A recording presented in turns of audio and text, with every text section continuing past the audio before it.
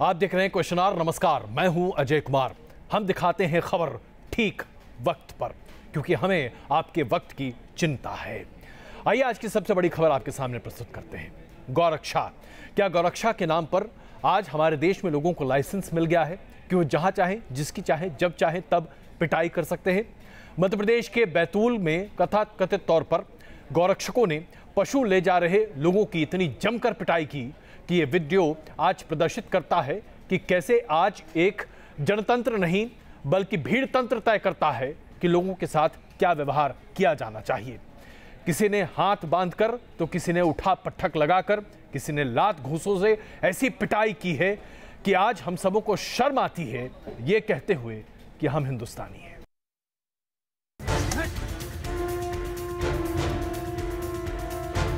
न कानून का डर, सर कनपट्टे पे मत मारो सर। न पुलिस का खौफ, न चेतावनी का असर। एक बार फिर गौरक्षा के नाम पर गुंडागर्दी की तस्वीरें सामने आई हैं। गुंडागर्दी की ये तस्वीरें मध्य प्रदेश के बैतूल की हैं। गौरक्षा के नाम पर गुंडागर्दी की इन तस्वीरों को गौर से देखते जाइए। वीडियो में एक पुलिस वाला भी नजर आ रहा है जो शख्स की पहले पिटाई करता है और उसके बाद आरोपी शख्स को भीड़ पीटने लगती है। आरोपी युवक की इसी तरह काफी देर तक पिटाई होती रहती है। आरोपी युवक रहम की भीख भी मांगता है, लेकिन उसे बचाने कोई नहीं आता। गौरक्षकों की गुंडागर्दी का ये वीडियो वायरल होने के बाद अब सवाल भी खड़े हो रहे हैं। इस वीडियो में पुलिस वाला भी साफ नजर आ रहा है। अब इस पूरी घटना पर पुलिस का बयान सुनिए। थाना प्रभारी के द्वारा 2 लोगों को, एक तो फूलचंद केसरी, दूसरा नंद किशोर गोंड, इन दोनों से जो गोवंश है वह जब्त किया गया था और कार्रवाई की गई थी। ये उन गोवंश की तस्करी कर रहे थे, इसलिए इनको गिरफ्तार किया गया था और गोवंश को जब्त किया गया था। मारपीट का भी मामला सामने आया, वीडियो वायरल हुआ? नहीं, ऐसा कोई प्रकरण मेरे संज्ञान में नहीं आया। हैरानी की बात यह है कि पुलिस मवेशियों की तस्करी की बात तो मान रही है, लेकिन उसे गौरक्षकों की गुंडागर्दी नजर नहीं आ रही। कहा यह भी जा रहा है कि जिस इलाके में यह घटना हुई है वो इलाका महाराष्ट्र की सीमा से सटा है और आए दिन यहाँ इसी तरह मवेशियों की तस्करी की जा रही है। इन सब के बावजूद सवाल इस बात को लेकर भी हैं कि अगर किसी पर मवेशी तस्करी का आरोप भी है तब भी गौरक्षकों को गुंडागर्दी का लाइसेंस कहां से मिल जाता है? आखिर ऐसे लोगों को कानून का खौफ क्यों नहीं है? Team news nation. महज 2 दिन पहले पीपल्स लिबरेशन आर्मी, जो कि चीन की सेना है, उसके 90वें वर्षगांठ के मौके पर चीन के राष्ट्रपति ने सैनिक पोशाक में यह कहा था कि अगर कोई भी देश चीन की सीमाओं पर गलत नजर से देखेगा भी तो चीन इसे बर्दाश्त नहीं करेगा। और 2 दिन के भीतर चीन ने 15 पेज के एक व्हाइट पेपर को सामने रखा है और इसमें स्पष्ट तौर से कहा गया है कि हिंदुस्तान दरअसल चीन की सीमा का अतिक्रमण कर रहा है और जिस तरह से भूटान के हवाले से हिंदुस्तान चीन की सीमा में घुसपैठ करने की कोशिश कर रहा है, इसे चीन बर्दाश्त नहीं करेगा।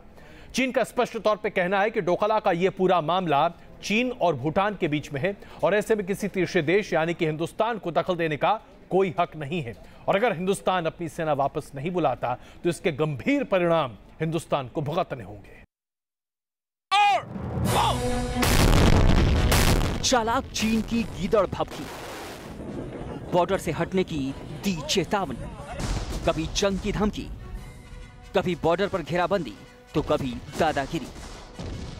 ड्रैगन तमाम वो चालें चल रहा है जिससे हिंदुस्तान को घेरा जा सके, लेकिन उसकी साजिश हिंदुस्तान की रणनीति के आगे बेदम साबित हो रही है, जिससे ड्रैगन खींच रहा है। डोकलाम पर 16 जून से जारी तनातनी के बीच चीन ने भारत को एक बार फिर नई धमकी दी है। चीन ने भारत को सेना हटाने की चेतावनी देते हुए कहा है कि भारत को जल्द से जल्द डोकलाम से सेना हटा लेनी चाहिए। ऐसा होने के बाद ही मौजूदा विवाद का हल हो सकता है। सेना नहीं हटाने पर चीन को कड़े कदम उठाने होंगे। चीन ने डोकलाम विवाद पर 15 पेज का एक फैक्ट शीट भी पोस्ट किया है, जिसमें हिंदुस्तान पर आरोप लगाते हुए कहा गया है 18 जून को करीब 270 भारतीय सैनिक 100 मीटर अंदर चीन की सीमा में घुसे। एक समय करीब 400 लोग चीन की सीमा के 180 मीटर अंदर मौजूद थे। करीब 40 भारतीय सैनिक और एक बुलडोजर इस इलाके में अभी भी मौजूद है। फैक्ट शीट में भारत को धमकी दी गई है जिसमें लिखा गया है, कोई भी संप्रभु राष्ट्र इस तरह की हरकत को बर्दाश्त नहीं कर सकता। चीन और भूटान का सीमा विवाद दोनों देशों के बीच था और इसमें भारत का कुछ लेना देना नहीं है। तीसरे पक्ष के तौर पर भारत को इस मसले में दखल देने का कोई हक नहीं है। किसी भी देश को चीन को कम आंकने की भूल नहीं करनी चाहिए। चीन अपनी हितों की रक्षा के लिए सुरक्षात्मक कदम उठा सकता है। भारत को डोकलाम से तुरंत और बिना शर्त अपने सैनिक हटा लेने चाहिए। डोकलाम में सड़क बनाने का भूटान ने भी विरोध किया था। भूटान ने इसे अपना क्षेत्र बताते हुए चीन पर समझौता तोड़ने का आरोप लगाया था। दरअसल चीनी विदेश मंत्रालय ने सुरक्षा सलाहकार अजित डोभाल और चीन के स्टेट काउंसलर येन जेइची के बीच 28 जुलाई को हुई बैठक की जानकारी मीडिया से साझा की है, जिसमें बताया गया है कि डोभाल और जेइची की बैठक में ब्रिक्स के बीच सहयोग, आपसी संबंधों और मौजूदा बड़ी समस्याओं पर चर्चा हुई। सिक्किम के डोकलाम बॉर्डर पर भारत चीन ने सैनिकों की तैनाती बढ़ा दी है। दोनों देशों की तरफ से 3-3 हजार सैनिक उतार दिए गए हैं। 1962 के बाद दोनों देशों के बीच इसे सबसे बड़े तनाव के रूप में देखा जा रहा है। चीन लंबे वक्त से भारत पर अपने सैनिकों को वापस बुलाने का दबाव बना रहा है, तो दूसरी तरफ जंग की धमकी भी दी जा रही है। लेकिन भारत पर चीन की इन धमकियों का कोई असर नहीं हुआ है। चीन को उसी के अंदाज में हिंदुस्तान की सरकार भी जवाब दे रही है। बीजिंग को ये साफ साफ संदेश दे दिया गया है कि जब तक चीन की सेना पीछे नहीं हटती, तब तक हिंदुस्तान की सेना भी 1 इंच भी पीछे नहीं हटेगी। Team news nation. अंतर्राष्ट्रीय मंच पर एक बार फिर पाकिस्तान को जबरदस्त झटका लगा है। वर्ल्ड बैंक ने पाकिस्तान की दलील को नकारते हुए हिंदुस्तान से ये कहा है कि चेनाब और किशनगढ़ नदी पर हाइडल पावर प्रोजेक्ट बनाने की भारतीय नीति बिल्कुल सही है। हम आपको याद दिलाना चाहते हैं कि प्रधानमंत्री नरेंद्र मोदी ने सिंधु जल समझौते की अहम बैठक में कहा था कि सरहद पर पानी और खून एक साथ नहीं बह सकता। कुल मिलाकर आज पाकिस्तान को अब इस बात की सनद रहनी चाहिए कि अगर पानी हिंदुस्तान से बहकर पाकिस्तान जा रहा है तो पाकिस्तान से खून बहकर हिंदुस्तान नहीं आ सकता।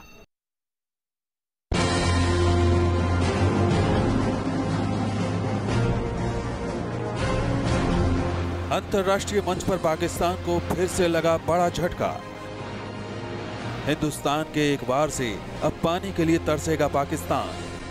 वॉशिंगटन में हुई वर्ल्ड बैंक की मीटिंग में पाकिस्तान की सारी दलीलें रखी रह गईं और फैसला हिंदुस्तान के हक में आया।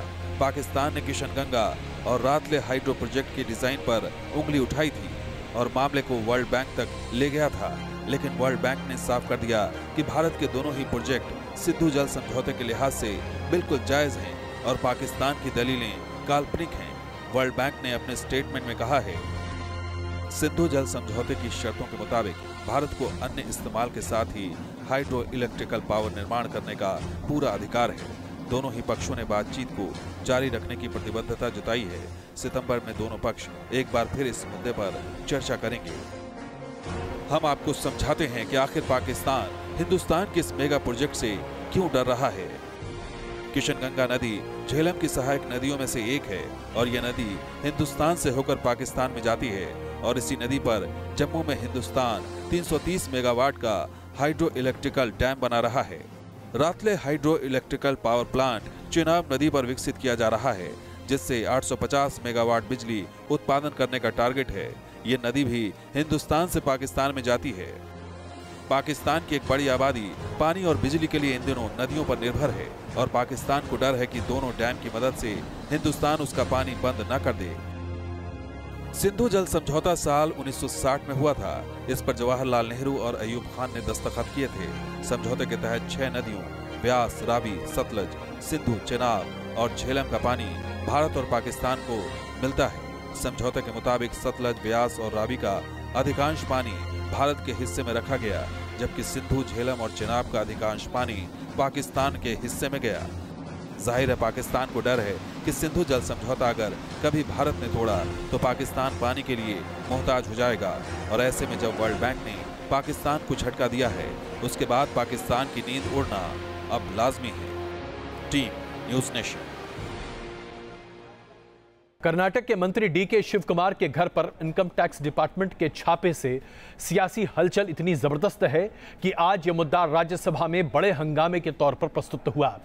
कर्नाटक में जो छापे पड़े हैं, खास करके उस रिजॉर्ट पर जो कि मंत्री जी का रिजॉर्ट है, जहां पर कांग्रेस पार्टी के 40 विधायक गुजरात के ठहरे हुए हैं, इसे लेकर विपक्ष ने आज सरकार को जबरदस्त तरीके से राज्यसभा में घेरने की कोशिश की। सरकार जवाब जरूर दे रही है, लेकिन आज सरकार की मंशा पर सवाल भी खड़े हो रहे हैं।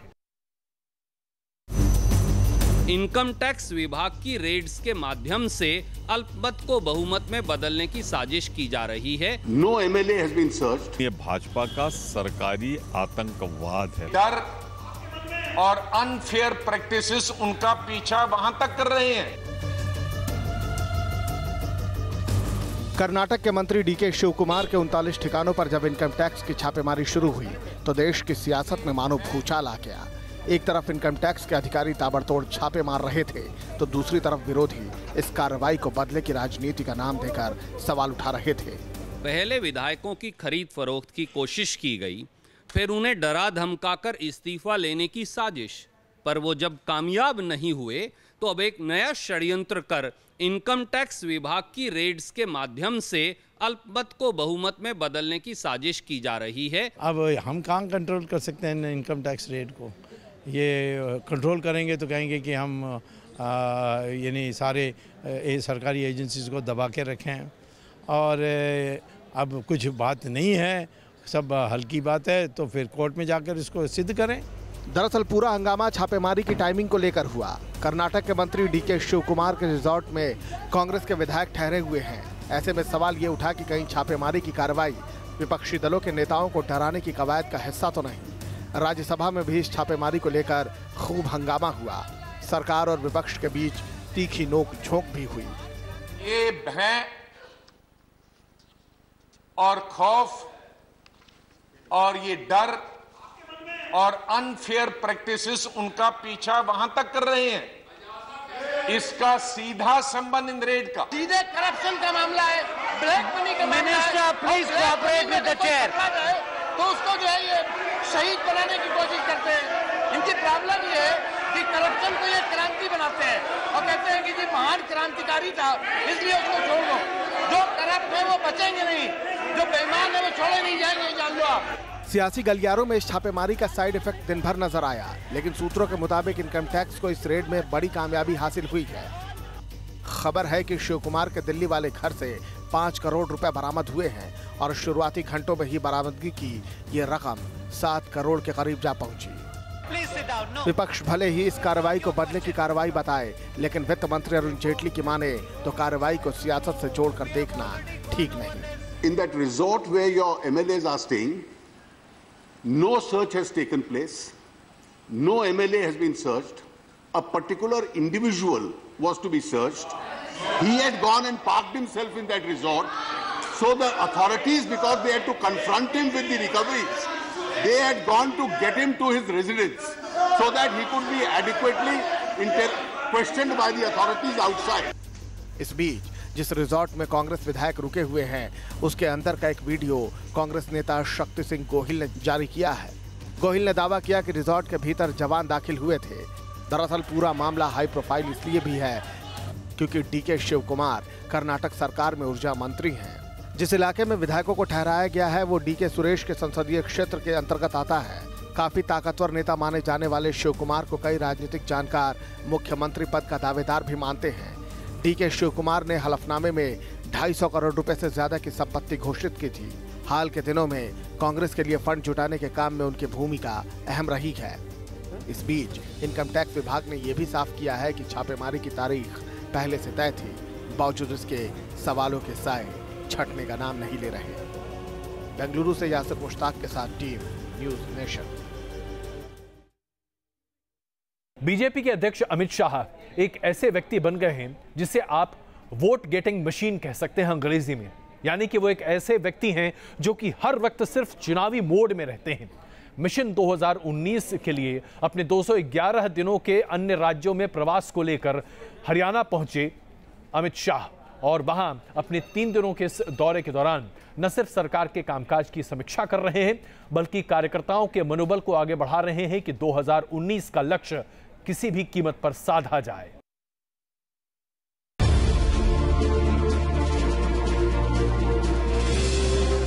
मिशन 2019 के लिए बीजेपी अध्यक्ष अमित शाह किस तरह पसीना बहा रहे हैं, आप इन तस्वीरों को देखकर अंदाजा लगा सकते हैं। अमित शाह जब 3 दिनों के हरियाणा दौरे पर पहुंचे तो उनका न केवल शानदार अंदाज से स्वागत किया गया, बल्कि कार्यकर्ताओं का जज्बा भी देखने को मिला। अमित शाह ने बहादुरगढ़ से अपने हरियाणा दौरे की शुरुआत की। राष्ट्रीय अध्यक्ष जी हमारा बहुत मार्गदर्शन करेंगे और भविष्य में हमारा कार्यकर्ता घर घर हम किस प्रकार से किस संदेश को लेकर के हम जनता के बीच में जाएं, ऐसा राष्ट्रीय अध्यक्ष जी हमारा मार्गदर्शन करने का काम करेंगे। राज्य की 3 दिनों की यात्रा के दौरान अमित शाह के कई कार्यक्रम हैं। इसके अलावा शाह हरियाणा सरकार के कामकाज की समीक्षा भी करेंगे। इन 3 दिनों में अमित शाह राज्य के बीजेपी विधायकों के साथ भी अलग से मुलाकात करेंगे। 17 बैठकों के अलावा अमित शाह के हरियाणा में कुल 27 कार्यक्रम होंगे। अमित शाह का हरियाणा दौरा इस मायने में खास है क्योंकि राज्य में खट्टर सरकार के 3 साल पूरे होने वाले हैं। ऐसे में आने वाले चुनावों का गुणा गणित क्या होगा, इस बात पर भी लोगों की निगाहें टिकी हैं। किसी भी पार्टी का मूल्यांकन करे बगैर उसको वोट देने का क्या मतलब? भाई सुभाष बराला कैसे दिखते हैं, किस जाति से हैं, ऐसे वोट देंगे तो हरियाणा सफल हो पाएगा क्या? बताइए। पार्टी का एजेंडा जाने बगैर, पार्टी को पहचाने बगैर आप वोट देते हैं तो वो वोट लोकतंत्र का भला नहीं करता, लोकतंत्र को दुर्गति की दिशा में ले जाता। अमित शाह को बीजेपी के चाणक्य यूं ही नहीं कहा जाता। शाह को अच्छी तरह से मालूम है कि 2019 में बीजेपी की राह को और मजबूत करना सबसे बड़ी चुनौती है। इसीलिए अमित शाह 2019 को और ज्यादा मजबूत करने के लिए उन इलाकों पर ज्यादा फोकस कर रहे हैं जहां पर पार्टी का परफॉर्मेंस कमजोर रहता है। अमित शाह के 110 दिनों के देश भर के दौरे का असली मकसद भी यही है। Suraj Arora, news nation, Rohtak, Haryana. Reserve bank ने अपने ब्याज दर में 0.25% की कटौती क्या की।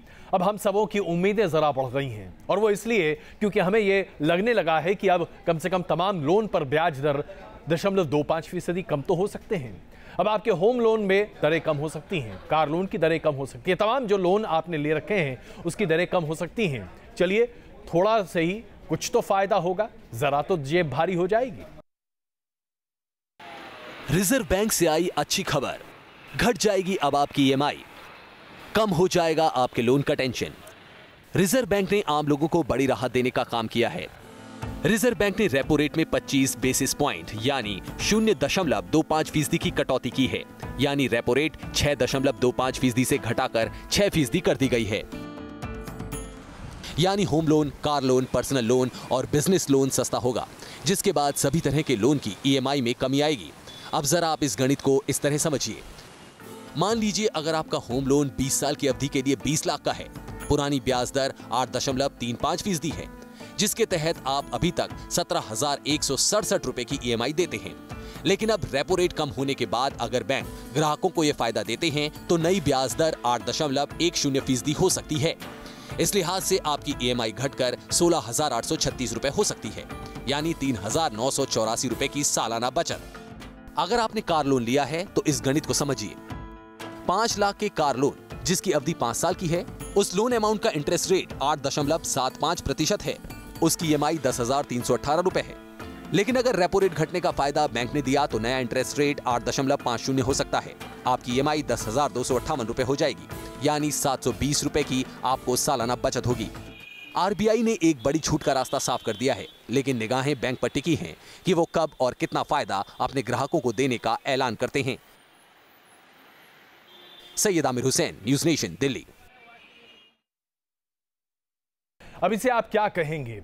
हमारे देश में न जाने कब वाकई में प्रशासनिक सुधार नाम की कोई चीज आएगी। बिहार में सत्ता की राजनीति और विवाद थमता नहीं दिख रहा, और वो इसलिए क्योंकि एक नामी गिरामी अस्पताल ने अपने ज्वाइनिंग फॉर्म, जी हाँ, जब आप घोषणा पत्र देते हैं, जब आप कोई काम शुरू करते हैं, उसमें जो सवाल पूछे हैं वो अपने आप में महिलाओं के लिए न सिर्फ आपत्तिजनक हैं बल्कि अपमानजनक हैं। पटना के IGIMS के घोषणा पत्र में अन्य घोषणाओं के साथ महिला को यह भी बताना पड़ेगा कि वो वर्जिन है या नहीं। जरा सोचिए, इससे बड़ा बदतमीजी भरा सवाल क्या कोई प्रशासनिक अधिकारी कभी किसी से पूछ सकता है? महिलाओं के साथ इस तरह का सवाल उठाना क्या उनके मौलिक अधिकारों का हनन नहीं है?